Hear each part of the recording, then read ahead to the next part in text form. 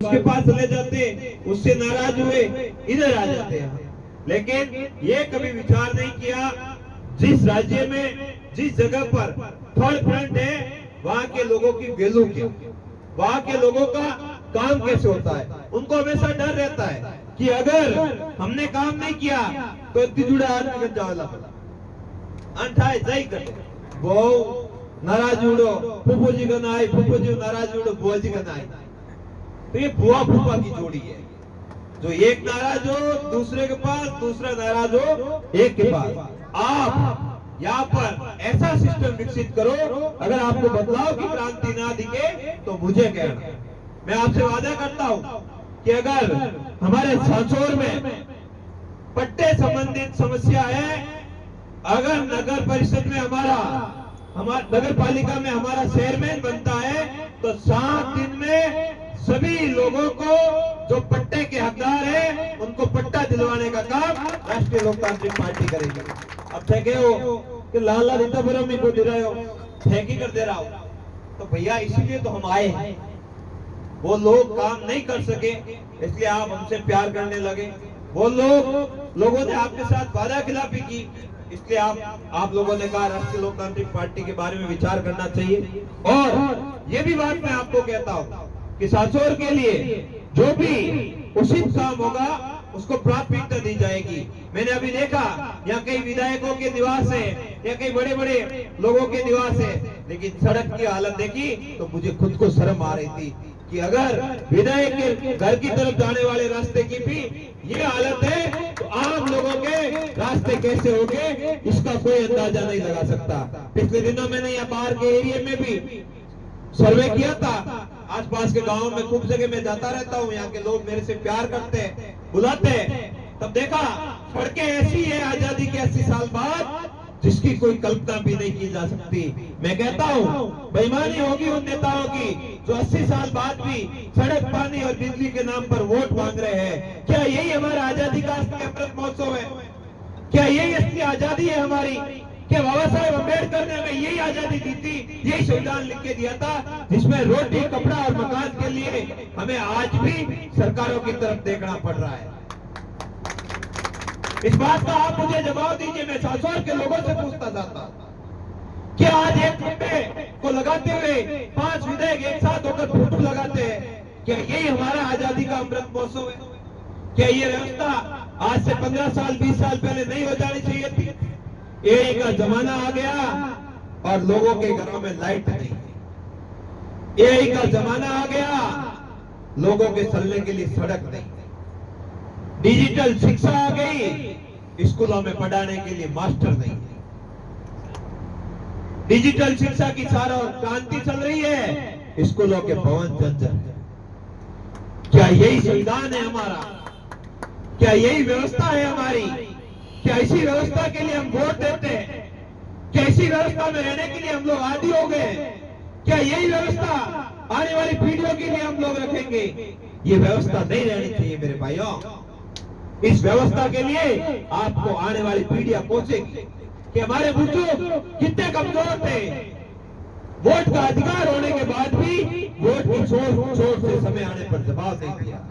1 महीना पहले इन लोगों की मिट्टी चुपड़ी बातें शुरू हो गई और कह दिया कोई चुनाव लड़ना लायक है उसको कह दिया तुझे अच्छा संगठन में पद देंगे, किसी को कह दिया तेरे लिए मकान बनाएंगे, किसी को कह दिया तेरे लिए ये करेंगे। मारवाड़ी में कहे खोड़ी रंगुल हैंगर लगाया, अब खोड़ी रंगुल लगावड़ा के ही पाया फिरे मन के थानजी में थाली पार्टी चुनाव तो लड़ा पर हम बीजेपी मन गए थारी यूं करो। मैं कह रहा डब्बा थारे इतना बड़ा मी को करियो मैं कहीं करी और मैं कह 15 दिन रो वहां कोई हतो काकोरियो बलूडो वेनी ब्याह में पर था पड़ेगा 20 दिन ब्याह में इन बिन अलग होने जन जीते मीठा बोल प्राण होने 20 दिन नड़ रखो 21 दिन पाछो तस्कर को तस्कर। तो आज स्थिति अपने आम जनतारी करेगी। चालू लोग है, बड़ा होशियार है, सल कपट सब इनागत विद्याओं है, लोग हाशियत रहे हो और अटक हमारी उपस्थिति मजबूती दर्ज कराई तो मैं वादो करूं राष्ट्रीय लोकतांत्रिक पार्टी का जीता हुआ पार्षद भी एमएलए के बराबर होगा, वो नगर पालिका में अगर पैर रखेगा तो हनुमान बेनीवाल की ताती उसके बांधी हुई होगी। और हनुमान बेनीवाल की जब ताती होती है, हनुमान नाम से तो भूत प्रेत डाकन डायन सब भागते हैं।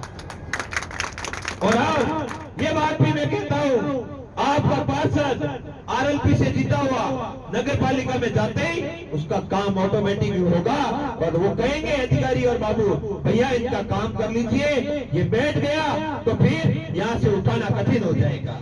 ये ताकत है राष्ट्रीय लोकतांत्रिक पार्टी के अंदर, ये ताकत है आपके द्वारा बनाई गई इस किसान के बेटे की पार्टी के अंदर। अब आपके अंदर कितनी क्रांति की ज्वाला है, आपके अंदर इस पौधे को मजबूत करने की कितनी ताकत है, वो आप पर निर्भर करता है। मुझे तो जहां पर भी बुलाया मैं मजबूती से आया। सासोर में कहीं पे भी जरूरत हुई, किसी भी व्यक्ति ने मुझे कॉल किया, किसी भी व्यक्ति ने कॉल किया, मैं मजबूती से वहां खड़ा रहा। आधी रात को भी अपने सासोर के आसपास के व्यक्ति एम से लगाकर, जोधपुर यूनिवर्सिटी से लगाकर, और कोई भी काम होता है मुझे कॉल करते हैं, उनका धड़ाम से काम करवाता हूं। हालांकि मैं कोई जीता हुआ जनप्रतिनिधि नहीं हूं, मैंने तो चुनाव हारा पूरी तरह से, 23,000 वोट मिले, लेकिन विश्वास आप लोगों ने जताया है, उसके ऊपर खरा उतरने का प्रयास करेंगे। पिछले दिनों खेजड़ी के आंदोलन में भी आपके बीच में उपस्थित हुआ और मैसेज भी दिया कि खेजड़ी हमारी माँ है, इसकी रक्षा करना हम सबका कर्तव्य है। सरकार कानून तो चुनाव से डरते हुए लेकर आ गई, लेकिन कानून में कितनी खामियां हैं इसको भी हम पढ़ेंगे, और कौन कौन से रास्ते सरकार ने इन उद्यमियों के लिए रखे हैं उसके बारे में भी जानकारी लेंगे। मैं कहता हूँ हर बागवानी खेती के लिए अगर सब्सिडी है तो फिर खेजड़ी की अगर कोई खेती करना चाहे और खेजड़ी उगाना चाहे तो उसके लिए भी सब्सिडी का प्रावधान, अगर सरकार को वाकई खेजड़ी से प्रेम है तो सब्सिडी का प्रावधान होना चाहिए। और अच्छी नस्ल की, अच्छी उस किस्म की खेजड़ी तैयार कैसे हो उसके लिए हम सबको प्रयत्न करना चाहिए। नगर पालिका के लिए हर काम को मजबूती से करेंगे, सड़क के लिए भी लड़ेंगे, बिजली के लिए भी लड़ेंगे, और यहाँ की स्थानीय जो भी समस्या है उसको लेकर हम लोग मजबूती से आपके साथ में खड़े हैं। आप ये काम कर लेना, इस बार मजबूती से हमारे प्रत्याशियों को जिता के भेज देना। एक दिन मैं आऊंगा, रात्रि विश्राम करूंगा आपके यहाँ, और सुबह जहां पर भी जाना पड़े आपके काम को मजबूती से करवा कर वापस जाऊंगा। इस बात का मैं आपको भरोसा दिलाता हूं। भाइयों, हनुमान बेनीवाल ने हमारे लिए जो पौधा खड़ा किया है उस पौधे के अंदर पानी खाद देने का आपका काम है, और ये नहरी क्षेत्र है, यहाँ पर खाद और पानी की कैसे मात्रा दी जाती है वो आपसे बेटर कोई नहीं जानता है। तो आप इस बात का ध्यान रखना। मैं पहले भी कहता आया हूँ, आज भी कहता हूँ कि धीरे धीरे आप अभ्यास करते रहो, निश्चित ही एक दिन हमें सफलता मिलेगी। और सांसौर की धरती पर तो इस बार ही शहरी चुनाव में आप सफलता दिलाने जा रहे हो। बहुत बहुत धन्यवाद, आप सभी इतनी बड़ी संख्या में पधारे, आशीर्वाद दिया, और आज से ही लग जाओ। एक बात भौर जी की मैंने काटी थी, उसमें मैं कह देता हूँ कि संगठन में जिस वार्ड में जिसको जिम्मेदारी दी जाएगी, अगर उस वार्ड से अपने प्रत्याशी को जिता के लाएगा तो फिर उसका पूरा खाका हमारे पास है, उसका संगठन में अच्छा स्थान भी मिल जाएगा, उसका प्रमोशन भी हो जाएगा, और संगठन में अगर काम नहीं किया तो फिर उसका डिमोशन भी हो जाएगा। इस बात का ध्यान रखना। यहाँ सब एक समान है, व्यक्तिगत द्वेष भाव किसी के अंदर नहीं होना चाहिए। हम सबका एक नेता है जिसका नाम है हनुमान बेनीवाल, और हनुमान बेनीवाल जी जिसको आदेश दे वो आदेश हमारे लिए सर्वमान्य है। वो भले थानाराम जी को नेता बना के भेजे, हमारे लिए वो नेता है, भले कीर्ताराम जी को पहले भेजे चाहे प्रभु जी को भेजे, जो हनुमान जी ने आदेश दे दिया वही हमारे लिए मान्य है। और अभी मैं वार्डों की लिस्टें जारी करूंगा, जिस वार्ड में जिसको जिम्मेदारी दे वहां से प्रत्याशी सहन से लगाकर वकील को साथ में ले जाकर उसका फॉर्म भरवाना, और 3 तारीख तक उसको मजबूत रखना, ताकि नहीं तो घुसपैठिए बहुत है, बिगाड़ करने वाले। आप कैंडिडेट जाओगे तो भी रात को काका मामा का रिश्ता निकाल के लेके भाग देंगे, इस बात का भी ध्यान रखना। तो कैंडिडेट भी मजबूत ढूंढना, और मैं नेताजी की भी सभा का कार्यक्रम बनाने का प्रयास करूंगा आपके यहाँ। हनुमान बेनीवाल जी सभा करे, मैं संत सेकंदी आजाद जी की सभा का भी प्रयास करूंगा, मैं राजकुमार दिरोज जी की भी सभा का प्रयास करूंगा, मैं ओवैसी जी की सभा का भी प्रयास करूंगा, सबको यहाँ आपके यहाँ लाने का प्रयास करूंगा और निकाय चुनाव में आप मजबूती से उपस्थिति दर्ज करवा के ये मैसेज देना है कि राष्ट्रीय लोकतांत्रिक पार्टी अब जनता राष्ट्रीय लोकतांत्रिक पार्टी के साथ में है और बदलाव की ओर राजस्थान निकल पड़ा है।